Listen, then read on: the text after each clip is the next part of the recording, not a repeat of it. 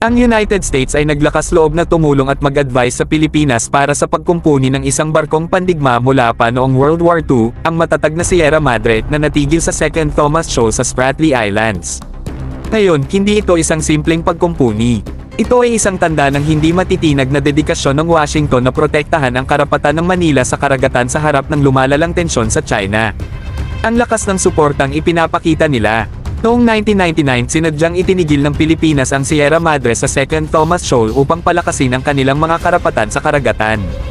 Ang barkong ito na may ilang dekadang kasaysayan ay patuloy na nakatayo, pero kung hindi ito maaalagaan ng maayos, ito'y tiyak na babagsak sa kahabaan ng kasaysayan. Malinaw na sinabi ng Manila na ang pagkukumpuni ng barko ang kanilang misyon, hindi ang pagpapalit nito.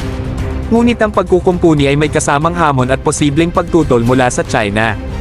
Pero dito pumapasok ang katalinuhan at determinasyon, mga bro.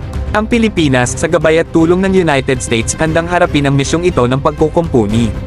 Ito'y isang pahayag na nagsasabing, hindi kami atras, at hindi namin papayagang mabaliwala ang aming mga karapatan sa karagatan. Ito'y isang malakas na mensahe na ipinapadala sa mga alon na humahamon sa anumang pagtutol na kanilang mararanasan. Ang pagkukumpuni ng Sierra Madre ay hindi lamang tungkol sa pag-aayos ng isang barkong pandigma, ito ay tungkol sa pagtayo ng matatag, pagpapatibay ng soberanya, at pagpapanatili ng kasaysayan. Ito ay isang patunay sa tibay ng mga bansa at sa kanilang hindi matitinag na espiritu na protektahan ang kanilang pinagtibayang kinabukasan. Kaya't itaas natin ang ating mga virtual na baso para sa Pilipinas at United States sa kanilang matapang na pagtutulungan sa proyektong pangkaragatan na ito. Ito ay isang paalala na ang mga samahan ay nabubuo sa panahon ng pagsubok at na ang pagkakaisa ay kayang lampasan kahit na ang pinakamalalaking hamon.